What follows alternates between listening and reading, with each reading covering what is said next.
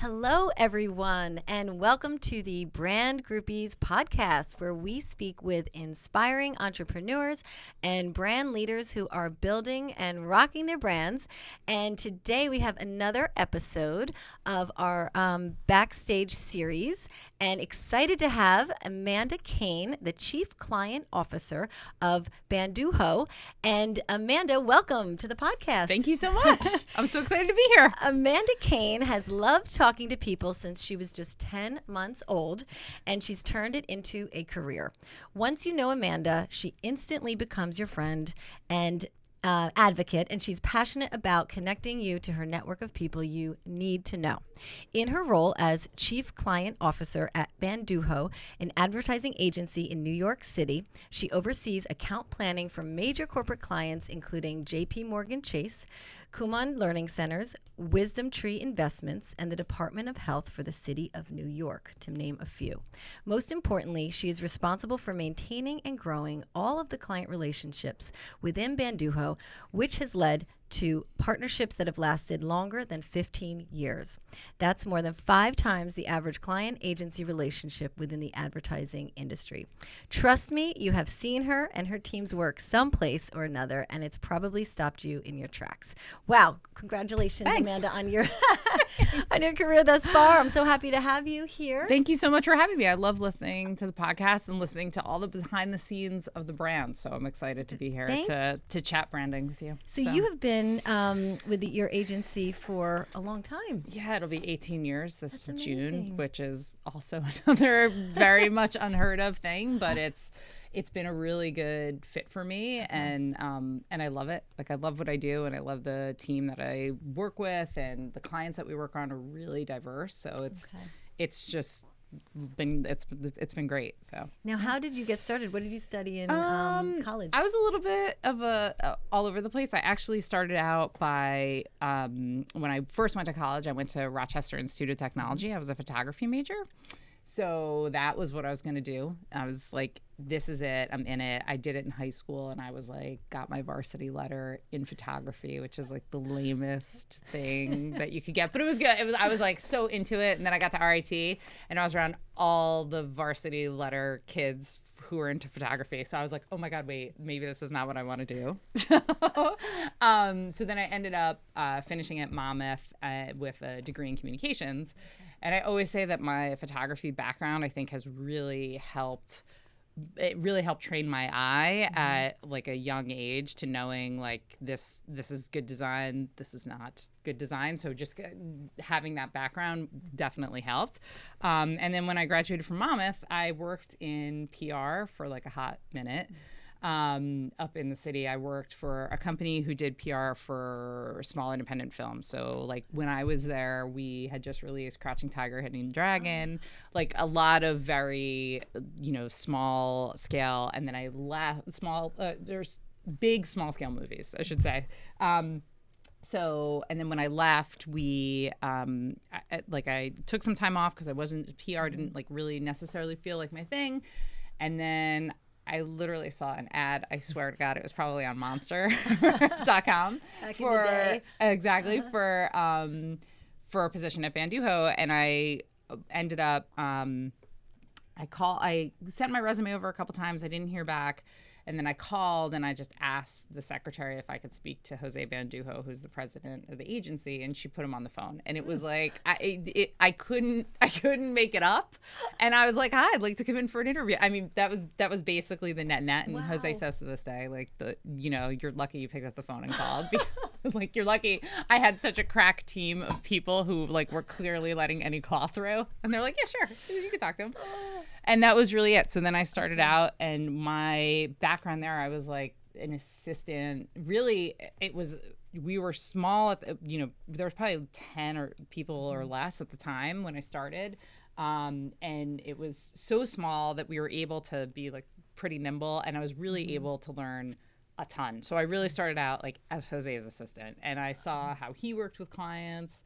And I saw, what our process was and how we did things differently. And then I really just kept like growing through the ranks. So then I eventually, I would help him with his work, and then I would start taking things over. Like, so I'd be like, yeah, no, I got that. I got that. I don't need you. Like, I don't need you to do this. And then it led to me having my own client. And it's funny because some of the clients that I worked with then are still some of the clients I work with now. So JP Morgan Chase was one of my first clients, and Wisdom Tree Investments was also like, a few years later, but one of the earlier ones, and they're still our clients to this day, which is really awesome and a fun thing to have. So so it's been like a long stretch, but it's good. I really enjoy it. Amazing. And how old was the agency when you first started? So I think I want to say we're close to 30 years old now. And I mean, we were,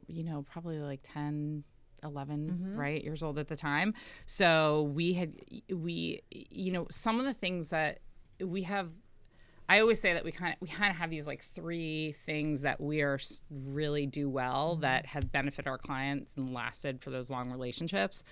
Our client service is second to none, and it's my team that we've kind of grown through the years. Who, those people are we're on the phone with the client whenever they need. We're making sure they're getting what they want, and we understand what the challenge is, and it's all about service, but it's also about making the smart recommendations. So it's like, we're not order takers. We're not coming in, they're like, okay, this is what we want. We're like, here you go. Yeah. It's more like, okay, this is what you want. We're going to show you what you want, but then we're going to show you what we think might be a better option. And that's the stuff that's benefited us like immensely through the years. And then we also have this saying, like, we will Bandujo people. So it's we come in and we'll sit down and look at their work and be like, this is terrible. Like, this is not, this isn't great, but this is why, and here's why we think we can do better. So it's not, Bandujoing people for the sake of Bandujoing them. It's really like to get to the crux of what we do and how do we sell this product? How do we differentiate you in the marketplace? Like, that's all what we're getting at. And it's a very like it's helped us really maintain our client base for such a long time, and our clients grow with us. I mean, it's the fact that we have seen like major agencies of record at JP Morgan Chase through the years come and go and come and go, and we've always stayed on and done work for them. So it's a great. That's awesome. Yeah, it's cool. And it's interesting, of course, the advertising agency model. You think of in the 80s, like an advertising agency and how it worked, and now how the media has evolved. And so, what are some of the services that, like they come in and your client comes in, like exactly what are you doing for them? We do, we really do everything across the board. So of course, digital is such a game changer right now. Bandujo started as a direct mail shop. We were like a direct mail agency, and it's funny because people give a lot of slack to. They're like, oh, you're gonna send me a postcard or whatever it is. Chase's JP Morgan Chase, the number one way they're still getting customers into the branch, or when you get a thing in the mail, it's like get $300 when you open a Chase checking account. Like, that's still the number one driver. So there are like things in the foundation that we have that have kind of helped us evolve through the years. So we're doing everything from digital to TV, literally the entire gamut of what we could be doing. So TV, we still do print, we still do a lot of collateral for clients. We do a ton of email marketing for Chase.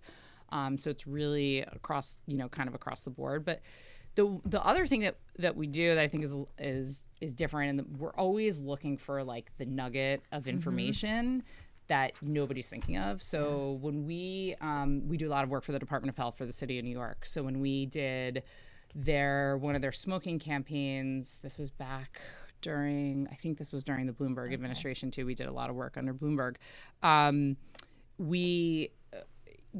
It is so easy for me to tell you not to smoke, and like, smoking's bad. Smoking's bad for you. You're gonna die. You're gonna have a cigarette. You're gonna die. That's it. And people are like, oh, okay. And it goes right over their head. I mean, it's like, how do you do it differently?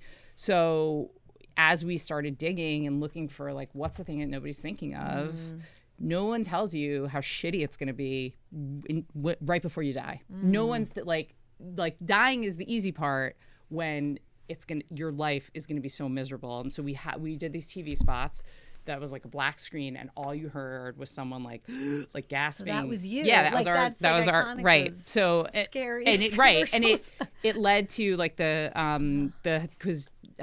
help me quit, like the quit lines are tied into those ads.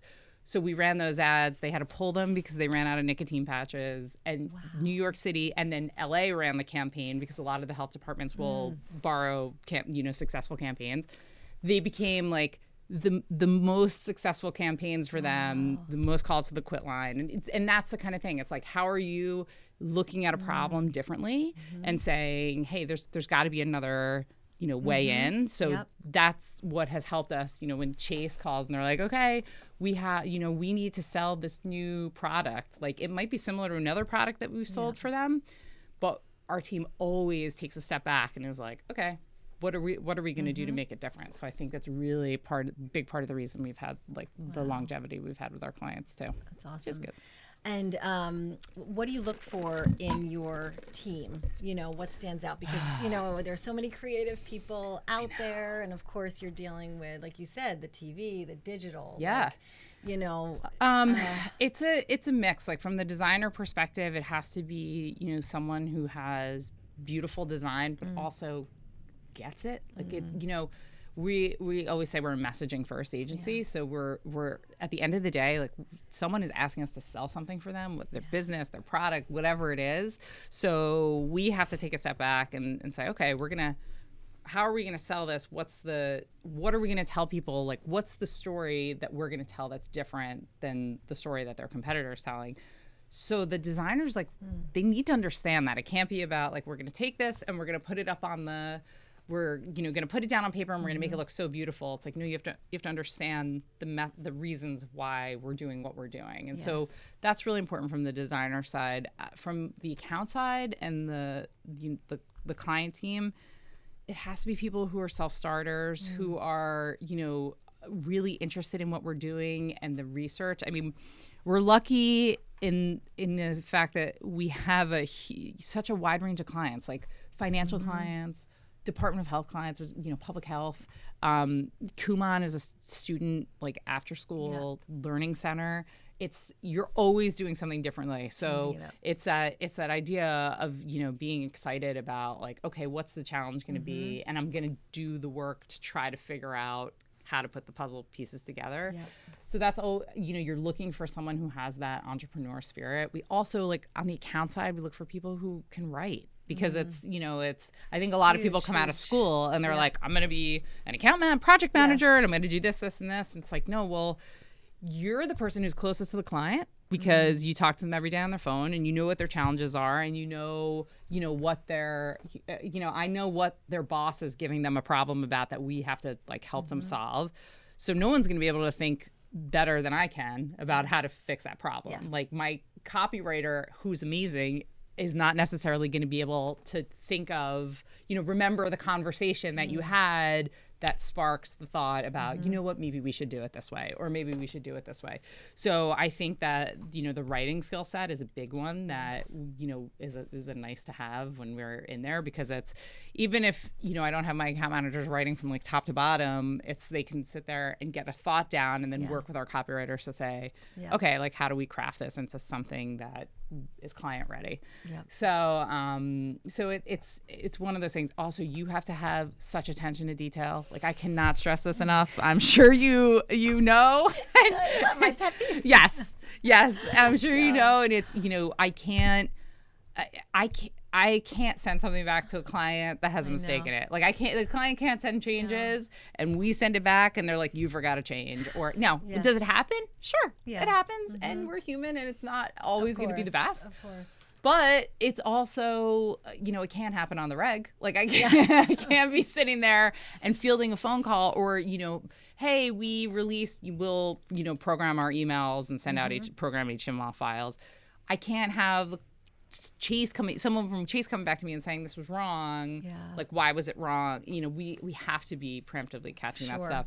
Yeah. Part of the other, part of our client service too is that what makes it so great is that we all know how to work in the design program. So like if a client calls us and they're like, hey, we just noticed we need to add a comment in there. Okay. Like it's not like we're like, okay, we're going to send that to our art department and then our art department is going to fix it. And then the art department's going to make a PDF and then they're going to send it back. I always laugh because I have a very good friend who works in advertising. We kind of like grew up together in the early jobs. And when I say grow up together, I mean she had like 5 different jobs and I stayed at the same place. But she would call me and she'd have a file and she'd be like, can I send you this file to make a PDF because I just needed to get it back to my client and I don't have like the software on my computer to make a PDF. And I was like, dude, you gotta be kidding me. Yeah. So we're nimble enough to be able to do that. Huge. And it makes it so our clients know, like if our clients like, I have to get this back because they can fit it into this creative review meeting at 2:00. We're like, all right, like everyone knows to, ramp it up and kind of keep it moving. And I think we have, it's like the other part of it is having had these clients for so long, they become like our friends.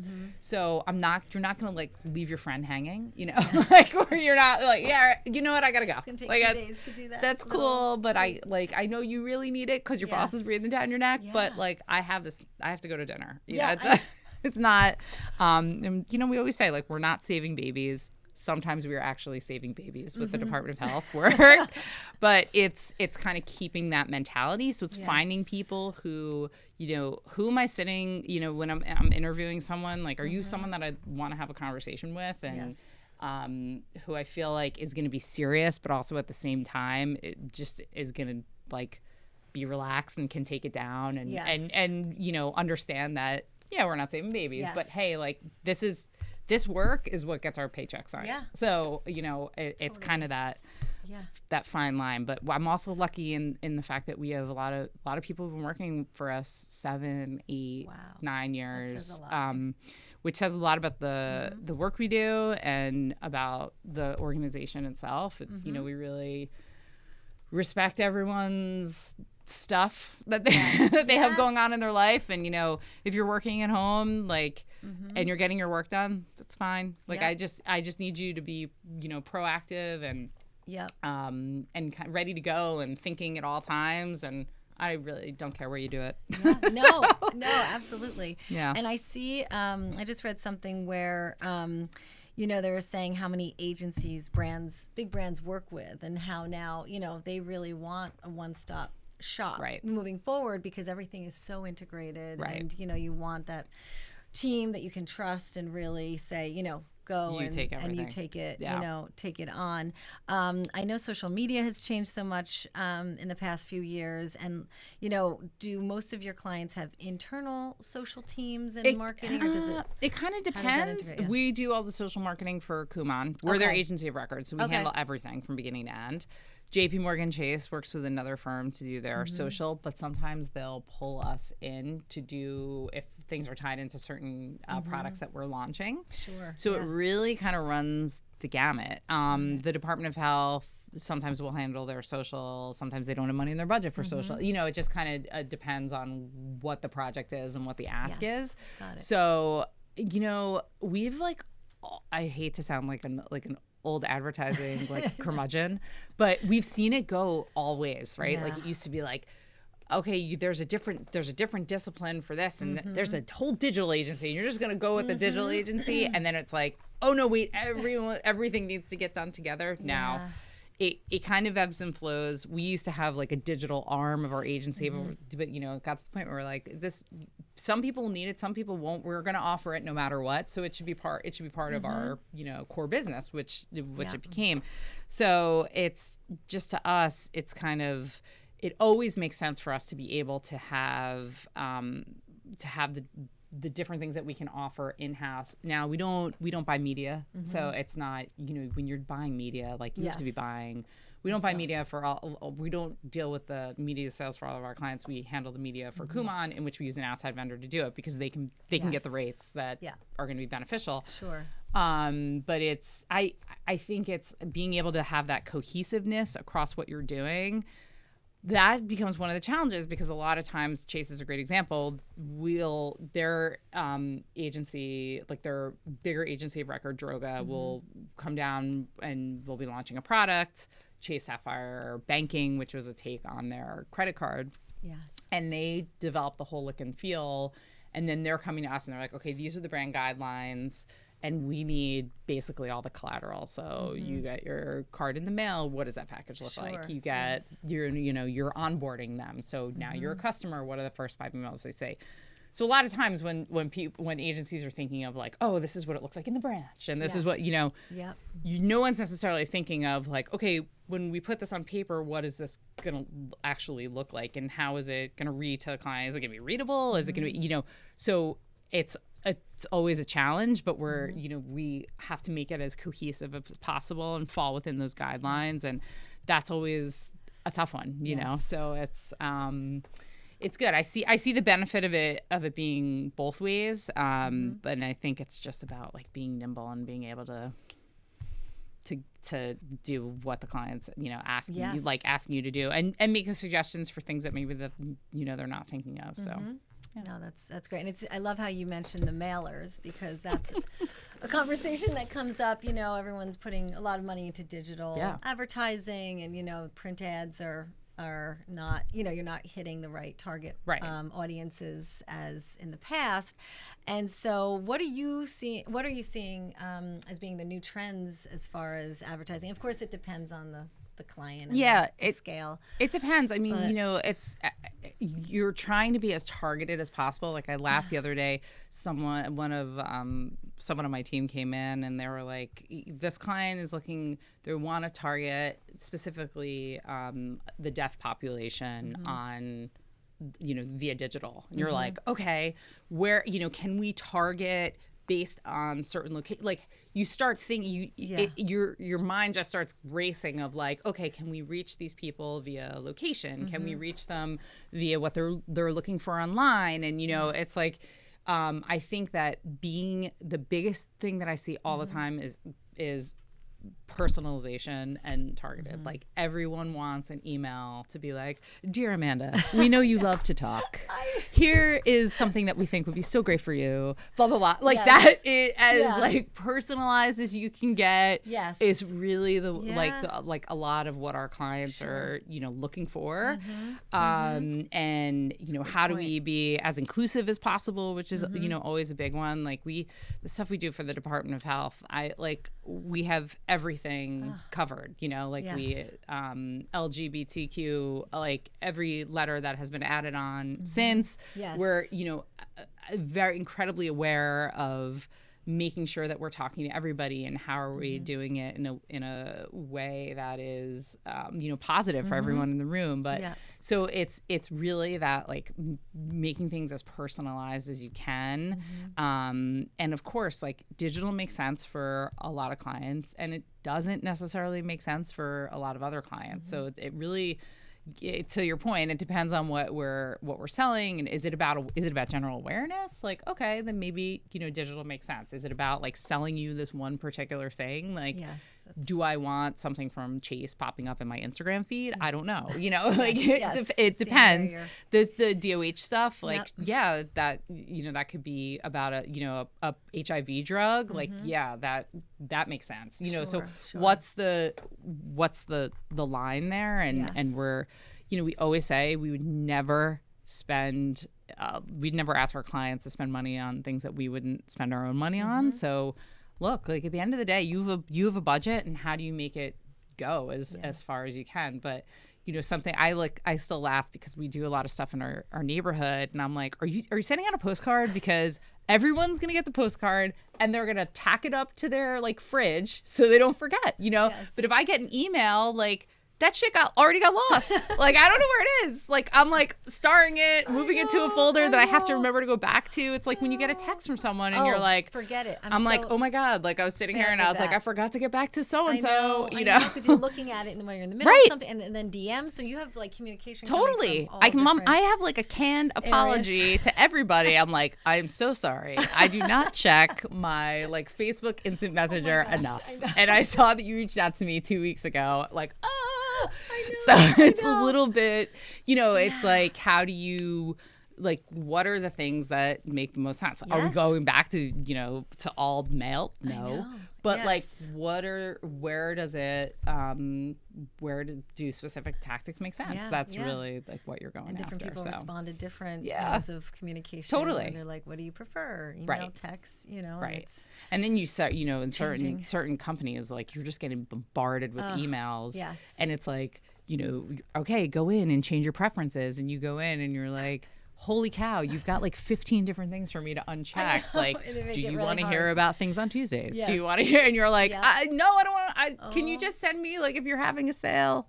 That's what I want to know. I love it. So no, that's awesome. And how do you? I mean, you've obviously have clients that have been with you for years. I mean, how do you attract new clients, or is it just they find you?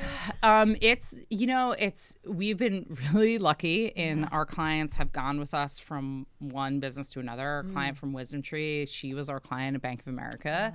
She became the CMO of Wisdom Tree, and she brought us with her. It's a lot of relationship building that way, but it's also, it's like digging deeper within our existing network to say, hey, who can I reach out to? Who, how can we expand the business across other lines of business and what we do? But we have, knock on wood, been lucky enough to have a lot of business come to us based on our work. But that you can't sustain that forever, So it's really about making sure our website's up to date. Like, we just relaunched our website, and we're like, it's like the shoemakers to have, the shoemaker shoes. Like, you're like, oh my God, this thing was so old, but like we never get time to do our own. Exactly. Right. Like, it's so many creative, partners. And it's so hard. Yeah, it's tough, and it's always like, okay, we're gonna do this, and then we're like, oh my God, this big project came in, and so you're like, okay, so that'll go. So it's a matter. It's almost like treating yourself like a client, which we're trying to start. That's like our part of our 2020 goals that we're doing. I like that. Yeah, so it's you have to take the time to treat yourself like a client, just like you would anyone else. So you're gonna dedicate an hour to working on this project. You have to dedicate it to working on your own stuff. So, but it's really about like making the relationships with people, and it's it's about our networks outside of work and who we're talking to, and we're lucky our work like really speaks well for itself. But how do you kind of expose more people to that and just try to keep them coming in? I love it. Well, I want to hear more about your title, Chief Client Officer. Yeah. So I know you, but I mean, I feel like anytime anyone asks me something, I'm like, ooh, ask Amanda. Like, we always joke, like, it's like, ask Amanda. Yeah. So what would you say is your superpower that, that you do as Chief Client Officer that might inspire others who are, have smaller businesses and really want to build their client base? I just really like to tell everyone what to do. I do.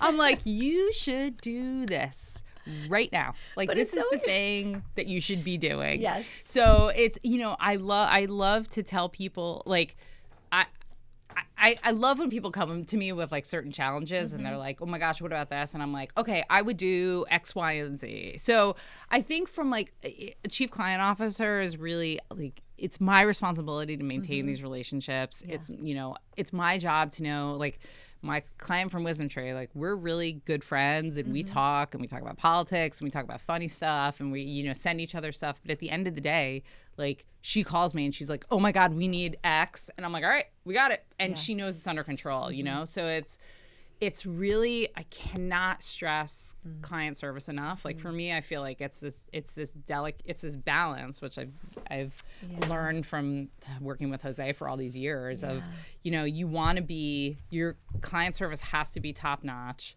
and you have to be listening and proactive and anticipate the next thing that's going to come down the pike. But then also you have to be able to tell people your opinion. Your opinion's got to be based on something. Like, don't tell me something just for the sake of telling it to me. Yes. But it has to be like, okay, this is what I'm suggesting because in my experience, I've found that X, or in my, experience, we've seen that these are the things that have come when we've gone in this direction, or we have so many situations where somebody at the top is like, we have to do this. And the client's like, well, here's what we have to do. And you're like, okay, but let me just show you this other way, because I know that we have to get this message out, but maybe there's a better way. And I can't tell you how many times our clients have come back to us and they're like, oh my God, this is great. Like everyone freaked out and loved it. And you're like, great. Like that's what we want to hear. Experts. Right. Yeah. So it's being able to, back up what you're saying, and not being afraid to say it. Cause I think that's one of the things I learned through the years too. Yeah. Like I used to sit in the room and be like, okay, I'm not like, and I would see, and Jose, who's the president of the agency, is very big personality and very dynamic, super smart, and he like commands a room. So it's like when you are in that situation, you have to know, okay, I'm going to say something, and if I'm going to say something, it's got to be because I really have a belief in why we should go this route. And we fight. We all fight there, which is great. But it's good. It's good. You're always just trying to you're just trying to get to the best solution for the client. So it's really that, that idea of, from a client service perspective, you have to be on it, and you're on. Like I'm on all the time. Like I come into work and it can be a really shitty day and stuff's going on, and it doesn't matter because I have to not only get on the phone with my clients, but like my team has things going on, and I'm meeting with them and talking to them about like, hey, how's this project going and what's going on here. And it's having fun. It's like being able to have fun, but really loving what you do enough to say like, okay, like now we have to be serious and do this, and we have to know our shit, and then kind of just, taking it. So, it's a fun gig. So fun. Well, I also love, your point about maintaining, your client relationships. And I think once companies, get clients, it's almost like they think, oh, I got them, and they don't think about maintaining the relationship, which is even more important. You have them in. Like the hardest part is, getting them in, and once you have them, I always feel like your current clients need to be treated like total VIPs. Totally. And of course, you have to treat the new, new clients just as well. But you just cannot forget about the people who were there from the beginning. And I see this, a lot. And it's just not asking a lot. I mean, it's just, like you said, a personal email, I'm always or like, a thank you note, or hard. Like that's the thing that always gets me is that I have like this mantra about like being nice to people. It's not freaking difficult. It's a lot harder to be a jerk to somebody. Like it really is. Yes. So this is the same kind of thing. Like I know when my clients' grandkids have something going on. Like I know when their kids have something going on, or when someone's getting married, or like, oh my God, your kid who was like 4 when we started working together is in college now. Like I'm like, oh my God, I was just talking to somebody the other day. But it's really you can't have a client and sitting there who you're working on a project with and be like, so sorry, can't get to this right now because we have this other new client who came in who's more important than you. Like it just is not the way it works. So it's huge. Maintaining those relationships is just so important. Totally. And it's really not difficult. It's like, are you friendly? Great. Then you can do this. And even for local businesses too, and brands. I mean, it's I just think it's so important. And and then those are your best brand ambassadors too, who 100%. Talk about you.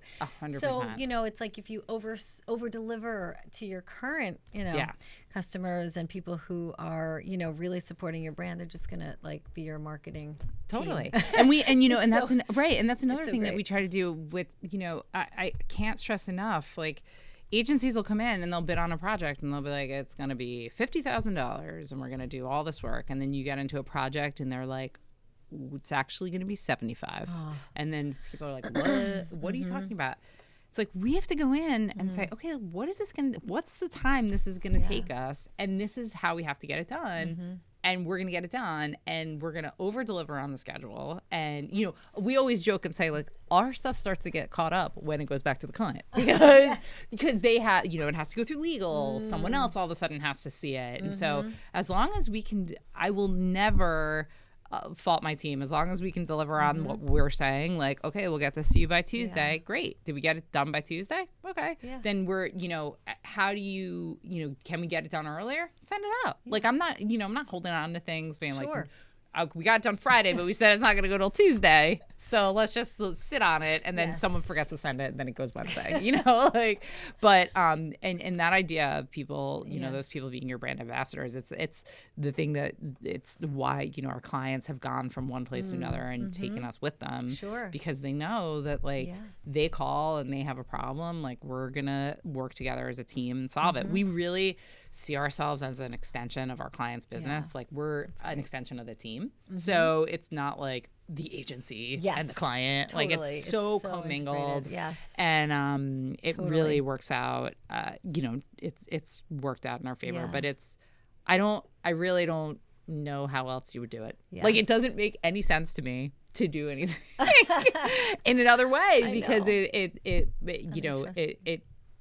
have to have that client service aspect to keep those people in and happy, and plus keep going. You also have to have really great work. Yes, of course. So, and so of course I'm sure you've had many highlights of, during your career. I think of a TV show that you might have been on. But what were some of the, top highlights that stand out that, I don't know, you're proud of? The Pitch was really fun. So we were on AMC's The Pitch, which was really like the first season, and it was so bananas. Like, they shot over a week and a half, and I think like my son was like a year at the time, like, or he was like 6 months. Like, it was like such a fog. And I remember my friend Danny came over and like put my closet together of like outfits, like TV ready outfits every single day. And they take this like week of shooting and they cull it down to 25 minutes. And it's like, did you like, and we won the episode, which was great. That we never worked with Marriott. Like, it was like, we were supposed to become their agency. That never happened. Okay. But it was a really cool experience. Cool. Like, I remember signing all the releases, and they're like, what we can do is we can go and like interview your high school friends, see if you're a real jerk, and we can expose that on air. And you were like, what? Like, we're like, what are we signing? What? All right, like, we'll do it. So luckily they made us look like we were late to the presentation, which, we'd been sitting there for like 2 hours, so we were not. But that was as dramatic as it got. And it that could have been like very questionable. Yes. I think the other client that I'm really most proud of is Wisdom Tree. We started working with them about a year after they started, and they're an exchange traded fund company, which exchange traded fund is a alternate investment product to a mutual fund. Try not to fall asleep. And it is. When they started out, they were really like about a year into the game, and we took over. We did everything for them. We launched. Their funds have tickers, which are like 3 or 4 letters to categorize what the fund is.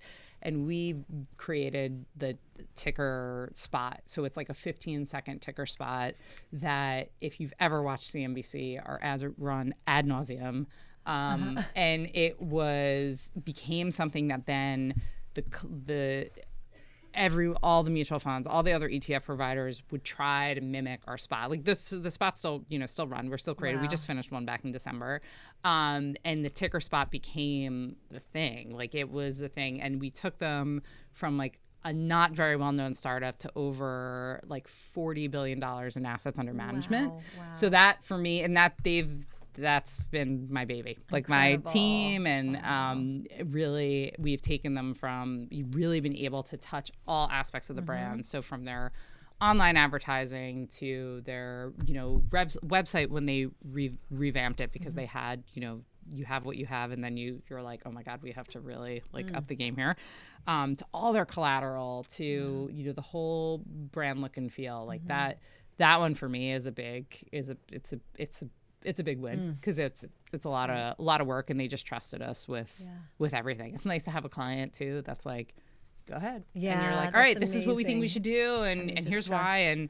And to this day, we'll see other like competitor ticker spots. Like nobody can get it, and it's just like from visually exciting, Yes, and like that's so cool. you need to walk away knowing that like XYZ is this Yes, fund, and that's yes. all you need to know. And when those spots run, the uptick in the money that flows into that those funds is insane. Oh my so gosh, that's congrats. that's a cool one. huge. It's that's a good one. Very cool. Yeah.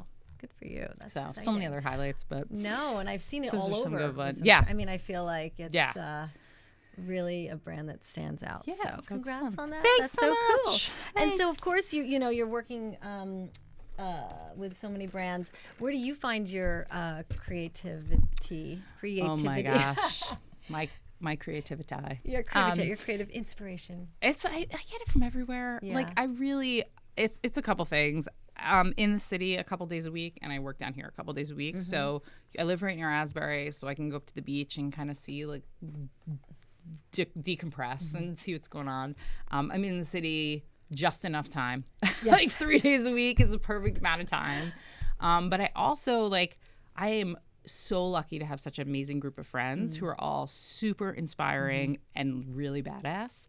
So I love to see what they're doing. Like I love to know, and it's funny because I have friends who will be like, I don't want to bother you, but like blah, blah, blah. And I'm like, I love it. Like, it's a different challenge. Yeah. No. Those friends remain nameless.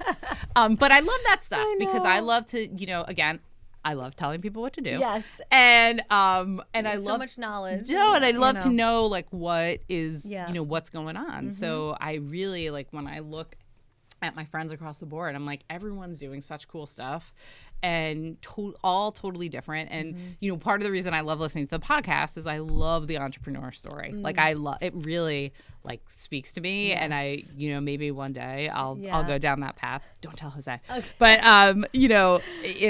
this isn't going to be broadcast everywhere, right? No, I'm kidding. but that's all part of it to me. And I really also love like good design. Like I love good design, and I still love looking through magazines. Yeah. I mean, I got a pile of them because I need time for nothing. Sure. Yeah, I know. I really just kind of love to see like, oh, what are the new trends, and what color did Pantone pick this year for their color, and that sort of thing. So but one of my favorite places, and we've had this conversation, but one of my favorite places to go is the Parker in Palm Springs.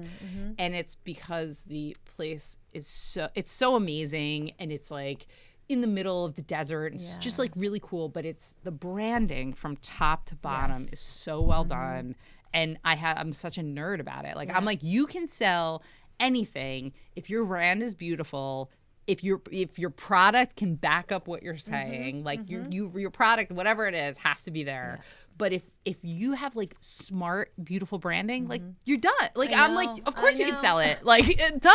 Like it's So I love like that sort of thing. To me, it's like everything from like the note in your room is written by the woman who supposedly lives on the ground. Like, so, like, those details are so, like, that stuff gets, like, super exciting because it's like, how do you interject that in? And I think it's part of the reason why I love talking to, all my friends who have their own companies because I'm like, oh, maybe you can do this. Like, things that, like, we can't necessarily do with Chase. No, sure. But, like, what can we, what do we think you could do? Ideas, yeah, that would be really, really fun. So and small initiatives that have big return. I mean, it's just... Yeah.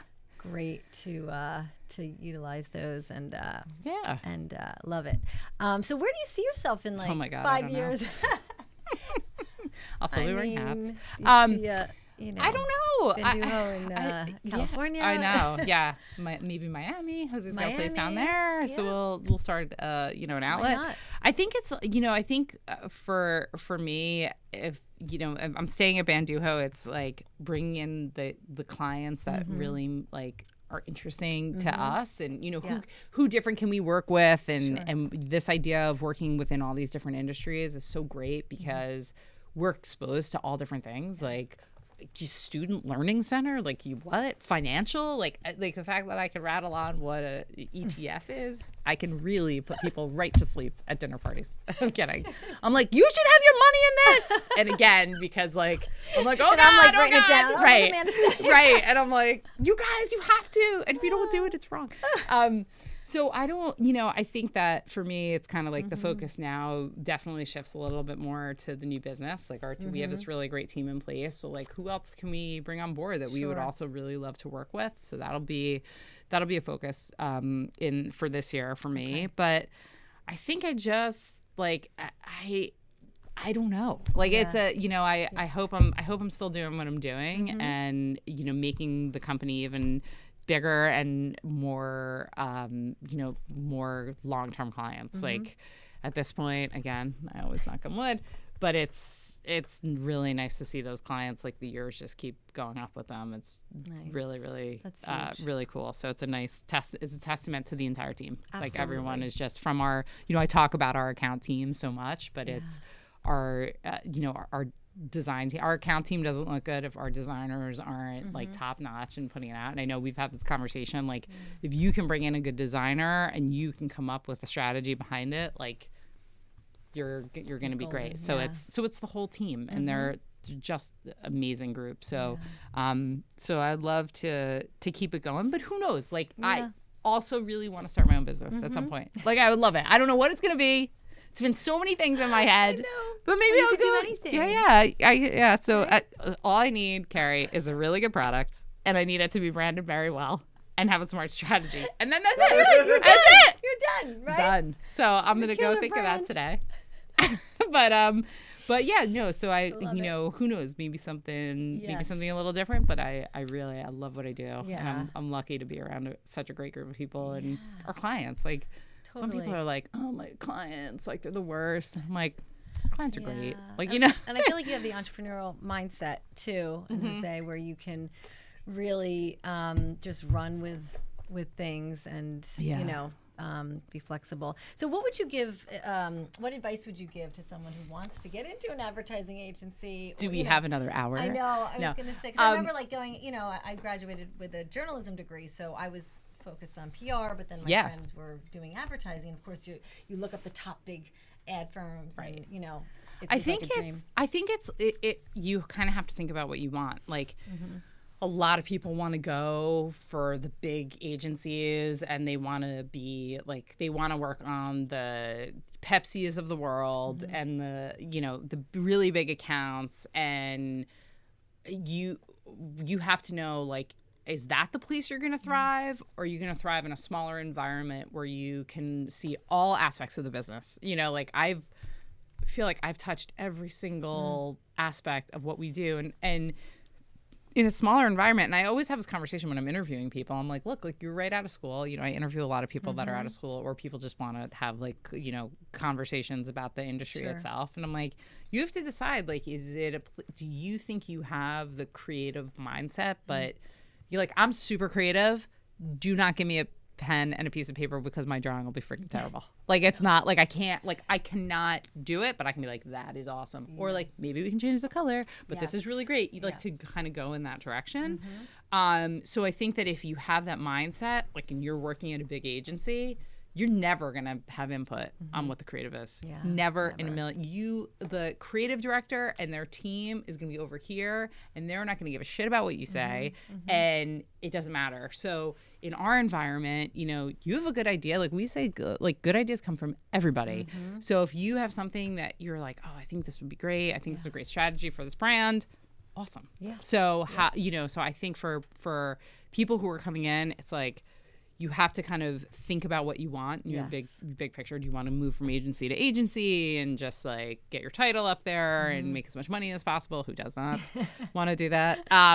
But then at some point, do you want to come over to a smaller agency, or is a smaller, more individualized environment better for you?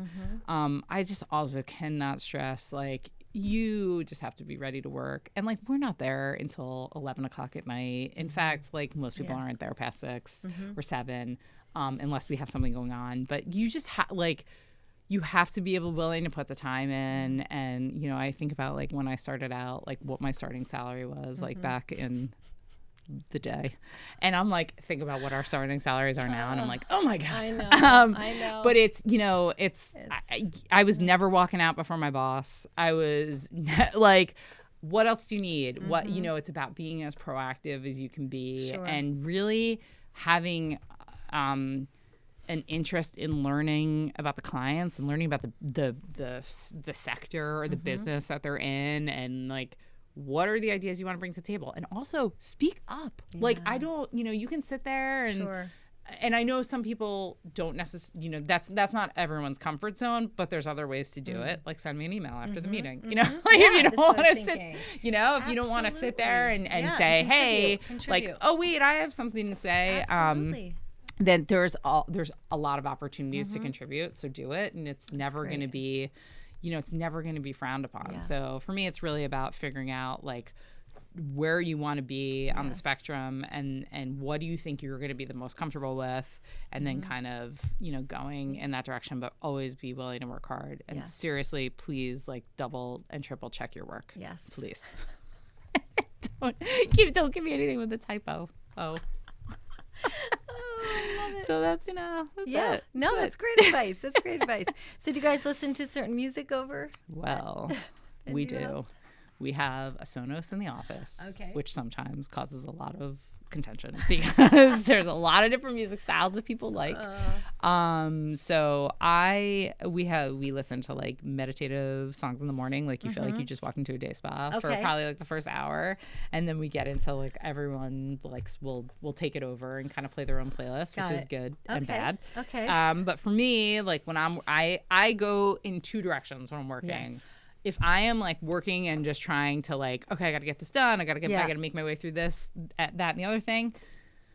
I will like have my own music going, and I listen to Runs the Gamut, Cage the Elephant, Courtney Barnett. Like I listen to a lot of like, all right, like, woo, let's go, Rhett Miller. Like I'm all over the board. And then there are other times when I have to like sit and think, and I do not like. There'll be days where I don't. Nothing is on, and like because I just have to sit and focus. So it really runs that gamut. But when I have to like when I'm like I got all the shit I have to get across off this list, it's like the power stuff is gonna it's gonna keep me going. I love it. Sometimes I listen to Mama Drama, my favorite mom band. You're the best. But it's so good. And, you know, it's like all that upbeat, like fun stuff, old stuff, new stuff. It's like, you know, I keep my husband Kevin has a playlist going for me on our Sonos because it's hooked up to his Apple Music, and he just keeps like adding stuff, and he knows like exactly what I want. You know, there's sometimes where it's really upbeat, and then there's other times I'm like listening to like Big Thief, and like I want to like be like mellow Fleet Foxes, and I'm just like listening to like whoa, and I'm like, all right, like I just like in the zone and getting my stuff done. So it all depends. But music is it's always on in the agency. It always kind of like breaks the silence of you know, we have an open office environment, which is also good and bad, but you know, we different like one-off rooms, and people will go into like a room to concentrate or to have a meeting or whatever it is, but there's something about the music going, which even at my house, like there's never, unless I'm thinking, there's never not music on. Like you walk in, it's on at all times, and it just really like it's such a part of our life, and it you know also gives us such inspiration too. Absolutely. So no, really that's great. So if Bandujo were a song, I think that I don't know if it would be Bandujo as much me, but the song that I keep thinking of is David Bowie's Changes, because I think that we're always like shifting and trying to, you know, like what like our industries are like, you know, we're not sticking to one thing all the time. Like we're always sitting there like, okay, what's the next thing we can do? How do we make it different? It's a lot about change. Even though we have had these clients for such a long time, it's like, how do you change your mindset? How do you do things better? How do you kind of like take it to the next level? So I think that one kind of like jumps out for me. No, cool. That's great. Yeah. And where can we find you on the web and social? All over. Bandujo.com. Okay. Bandujo, because it sounds like it should be Bandujo, which it is Yes. not. And we have like been called everything from like a 3-ring circus, Okay. like, hey, like so many misspellings. And of course we're on Insta, Bandujo NYC, Okay. and Facebook. Too. Awesome. Yeah, and our new website, which launched, is great, and it gives you really great insight into our agency and our culture, and there's so much work that I didn't mention today that we just have taken it to the next level and looked at it differently and really made ourselves proud. Even like one of our last clients was Hugo Boss, and we're worked on an email campaign for them, like. How do you get the younger clientele to be like, Yes. oh my God, I'm going to consider Boss? Like it's all that. It really runs the gamut. So that's why the changes also rings true to me, because it's all different stuff. But that's what keeps it exciting. Yeah, So I love yeah, it. so check us out. Well, thank you so much for being a guest today. Oh my I gosh, loved hearing thank you so much stuff I didn't even know. I love it. Thank you so much for having me. I love being here talking. This was great. Thank you. Do you need me to tell you anything before I go? Do you need me to tell Ask you about Amanda. anything? Maybe after we go off the Facebook. Awesome. Thank you so Thank much. you. I appreciate You're it. the Of best. course.